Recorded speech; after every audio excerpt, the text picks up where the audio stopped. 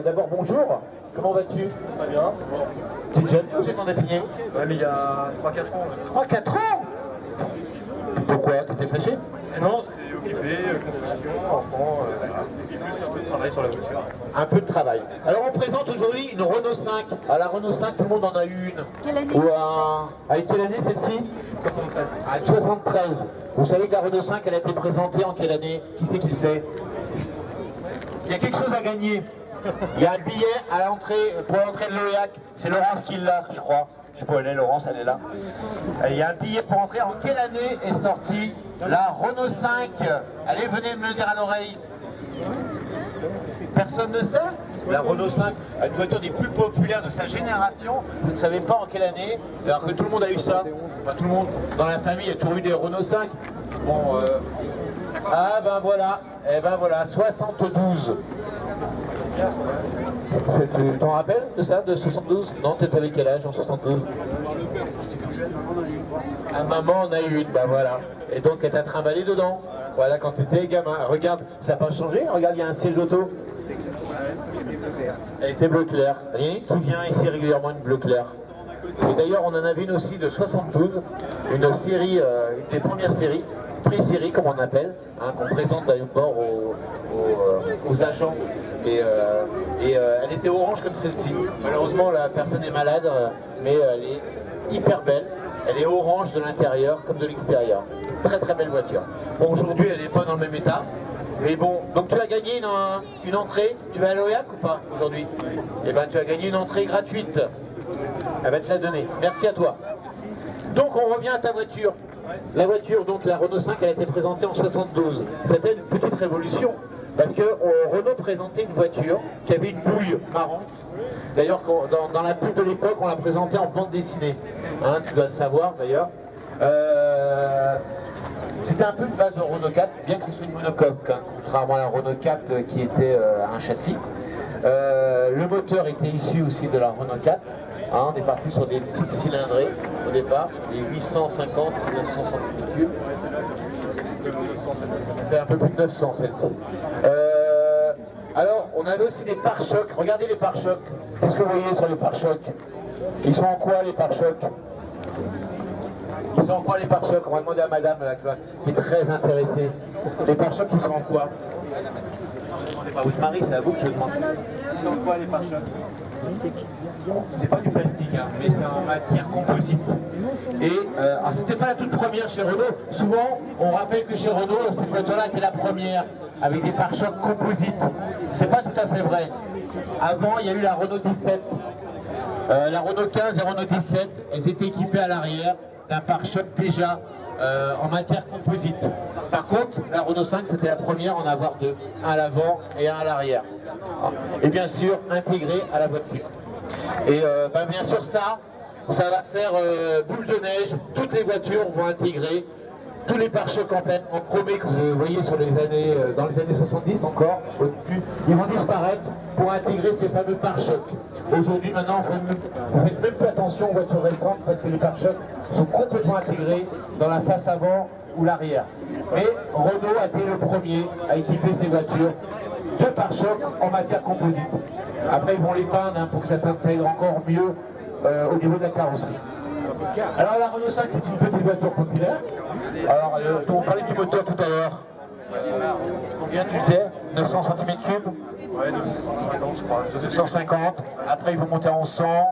Il y aura des versions sportives. Il y aura, je me rappelle, il y aura une TS, je crois. Hein, ou une LS plutôt. Une LS avant de sortir la fameuse R5. R5, qu'est-ce qu'il y a eu comme voiture comme R5 sportive? Dans l'assistance, vous n'écoutez pas. Alpine. On va interroger tiens, le petit groupe là que je vois. Ils sont très intéressés par ce que je dis. On va aller voir. Qu'est-ce que vous en pensez de ce que je dis? Donc je disais quoi? C'est quoi la question? Il y a pas Les R5 Alpine. La première sportive. Ça s'appelle comment? Chez Renault. Ah, le Renault 5.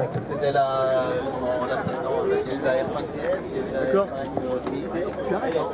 Ah ouais, LS. Et après, elle est venue après la LS. Bon, eh ben, monsieur, l'Alpine, la fameuse R5 Alpine, voilà. C'est tout de suite après alors. Ouais, tout de suite après, elle est sortie en 75, la R5 Alpine. Et après, il y aura l'Alpine Turbo. Ah. Non, Alpine Turbo, je parle moteur avant. Après, il y a la fameuse Turbo, un moteur central, mais qui est vraiment une conception complètement différente. Donc cette voiture-là, elle sort en 72. Tout de suite, elle va envahir le marché. Tout le monde va en avoir. Les femmes vont être très attirées. Pourquoi elles vont être attirées, les femmes, par cette voiture? Parce qu'il y a... Il est ouvert? Je peux? Parce qu'il y a quoi? Il y a une... Il y a quoi? Comment elle s'appelle? C'est pas un coffre, non? On a appelé ça une troisième porte. Une troisième porte. Pourquoi? Parce qu'il y a une troisième porte, il y a une partie vitrée. Une porte a toujours une partie vitrée. On appelait ça une troisième porte ou haillon. Mais plus dans la pub, c'était la fameuse troisième porte. Et vous voyez, regardez, les femmes pour faire leurs courses. Je dis les femmes parce que les femmes ont beaucoup utilisé le Renault 5. C'était extrêmement pratique. Le seuil de chargement est très très bas. On n'a pas besoin de soulever très très haut. Et donc c'était très très pratique cette voiture. On pouvait déjà basculer les banquettes aussi. On pouvait aussi basculer les banquettes pour encore gagner en volume. Ah, d'ailleurs, il y a eu des R5 sociétés, je crois aussi, également. Qu'est-ce qu'on peut dire encore? La Renault 5 avec donc 5 portes sortira beaucoup plus tard. Hein, là, au départ, il y avait un accord avec Peugeot. Peugeot a sorti une 104. La 104 qui avait 4 portes, et non pas 5. Hein. Elle avait bien 4 portes, la 104. Et Renault avait une 3 portes. C'était un commun accord. Ils ne s'attaquaient pas sur... Peugeot s'engageait sur sa 104 à ne pas mettre de haillons. Et Renault s'engageait à ne pas mettre 4 portes sur sa Renault 5 pour ne pas concurrencer les deux modèles. Après, bon, tout ça, ça va partir aux oubliettes parce que la 104 va sortir avec un vrai haillon. Et Renault va sortir 4 portes, enfin 5 portes sur la Renault 5. Voilà. La Renault 5, la dernière Renault 5, en quelle année elle est sortie? Je parle de pas la Super 5, hein, je parle de la Renault 5, dernière année de production. Elle portait un nom particulier d'ailleurs. Il connaît tout lui, hein. Il connaît tout. 1984. Et quel nom elle portait? Lauréate. C'était la lauréate. Donc les dernières Renault 5, c'était 84 au moment de la présentation de la Super 5. Qui, même si elle ressemble, elle n'a rien à voir. Hein. La Super 5 est complètement différente d'une Renault 5. Je te laisse pas beaucoup parler, je parle beaucoup trop. Alors qu'est-ce que ça va te dire sur cette voiture? Tu l'as acheté donc cette voiture en quelle année? Et longtemps que tu l'as? Ça fait 4 ans. 4 ans. Ouais. Tu l'as acheté dans son jus, on voit très bien que bon, il y a des reprises de peinture. Elle est dans son jus, comme on dit cette voiture. Ouais, elle est dans son jus. Ouais. Elle a été rafistolée donc, dans le bas de l'aile arrière gauche. C'est les maladies hein, sur les Renault 5, c'est les ailes arrière. Bon, à part ça, elle est très saine. C'est les seules retouches qui ont été faites, celle-ci, pilote à l'avant. Donc la couleur, comment vous aimez la couleur? Eh ben oui, à l'époque on faisait des couleurs flashy. Il y avait des verts pommes, il y avait des oranges, il y avait des bleus ciel, il y avait quoi encore? Il y avait quoi? Il y avait des blanches, beaucoup. Mais... Des blanches, mais il y avait aussi un jaune. Ouais, jaune. Assez pétant. Jaune citron. Ah ouais. Et des verts pommes. Aujourd'hui, hein, c'est difficile d'acheter une voiture vert pomme. Mais à l'époque, dans les pantalons, d'ailleurs, étaient de la même couleur. Hein. Moi, j'avais des jeans, des pantalons en toile qui étaient verts, orange, assez coulés. On va ouvrir l'intérieur. Il y a le gamin qui est à l'intérieur. Il a quel âge? Il s'appelle comment? Elias. T'as quel âge? 3 ans. T'as 3 ans? Oui. Alors, tu fais grand pour ton âge, hein? Oui. Ouais, c'est vrai. Alors on décrit le tableau de bord, alors le tableau de bord il est assez simpliste. Hein. C'est vrai que ça fait bizarre de voir des tableaux de bord comme ça parce qu'il n'y a pas grand chose en fait. Hein. Il y a quoi? Alors on a le compteur de vitesse bien sûr, on a la jauge de carburant et on a... La jauge de batterie aussi. Ah la batterie, on a plus ça, la charge de batterie. On a un alternateur déjà sur ce modèle-là, on n'est plus sur les dynamos. Et puis les voyants principaux. Même le clignotant, hein, c'est un seul voyant pour les deux côtés. Et on a bien sûr là la ventilation. Et au-dessus, je vois pas trop, le dégivrage. Le dégivrage arrière. Le dégivrage arrière, il y a un dégivrage. parce que c'est une TL. C'est une TL. Donc les TL, il y avait ça, et il y avait les cendriers en plus à l'arrière, les dossiers qui étaient réglables aussi. Les dossiers étaient réglables. Ah, le grand luxe. Vous vous rendez compte, les dossiers étaient réglables. Ah, c'était le grand luxe là. Parce qu'avant la TL, enfin en dessous il y avait la L. On commençait par la L, la TL et la LS. Hein, dans les années. C'est ça. Toi, tu n'as déjà pu les boutons. Sur les toutes premières, il y avait des boutons ici, Ah oui. de couleur, sur les toutes premières versions, hein, de chauffage justement. Là, c'était ramené dans le milieu du tableau de bord. Ça a été ramené dans le milieu du tableau de bord. On a quelque chose aussi qui est un accessoire que j'aperçois. Un accessoire, c'est une console. Oui, avec l'autoradio. Qui n'était pas vendu, je pense, par Renault, mais qui était vendu en accessoire, il me semble. Ou par Renault, hein, possible. Celui-là, c'est peut-être Renault quand même, parce qu'il est bien intégré avec le levier de vitesse, ouais. Alors, on parlait des consoles sur la Facel Vega. C'est vrai que c'était pas encore commun d'avoir une console au milieu de la voiture. On a oublié tout ça aujourd'hui.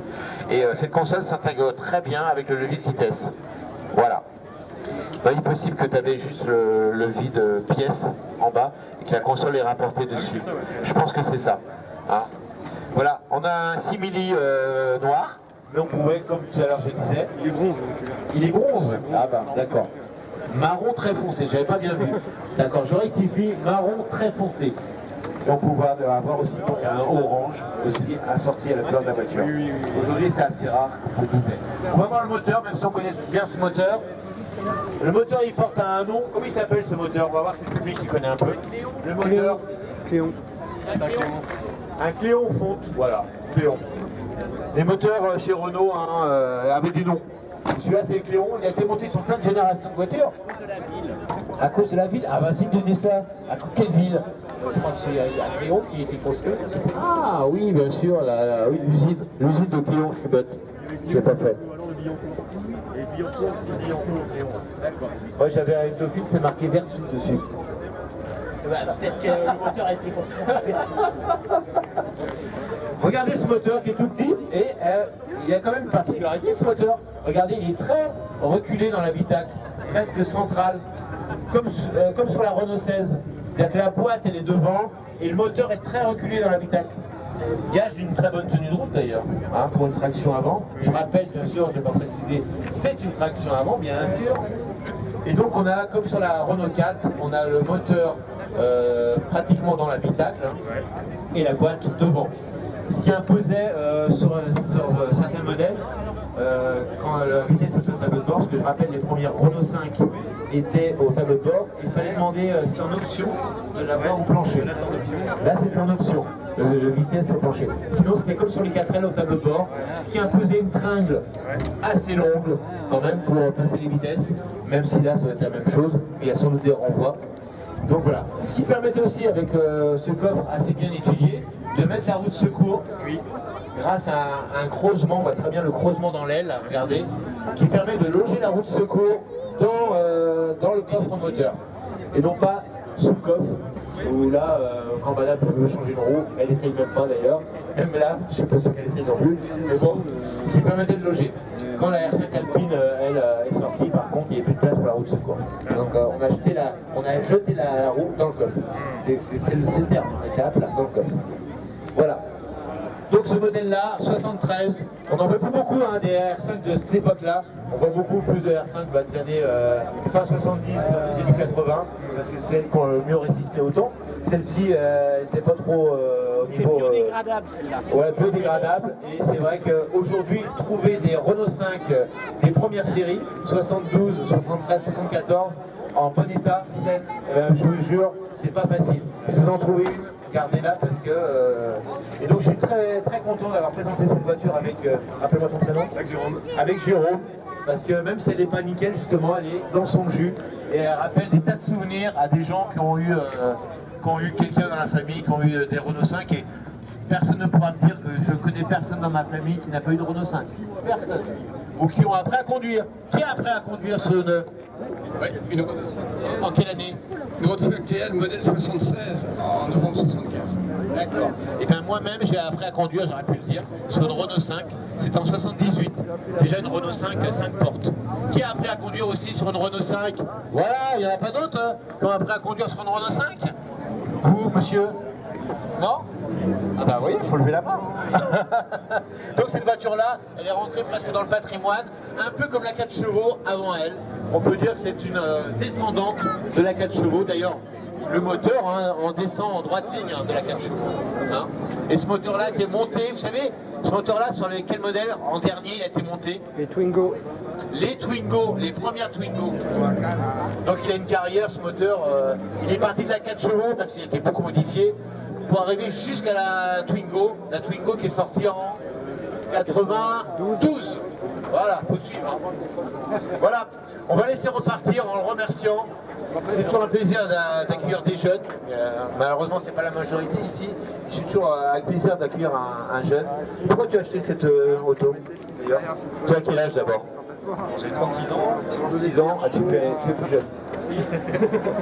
Pourquoi tu as acheté cette voiture? Il y a une raison, c'est une raison. Peut-être par nostalgie de 76. T'es jaune, Tes parents en avaient une. Ouais, ils en ont eu 3, je me souviens pas de la première.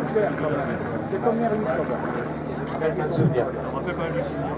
Nostalgie, nostalgie, comme on dit. Et ici, nostalgie, hein, ça veut dire beaucoup de choses. Merci à toi et à ton fils. Tu vas monter comme un grand à l'avant. Ouais, vous n'allez pas loin.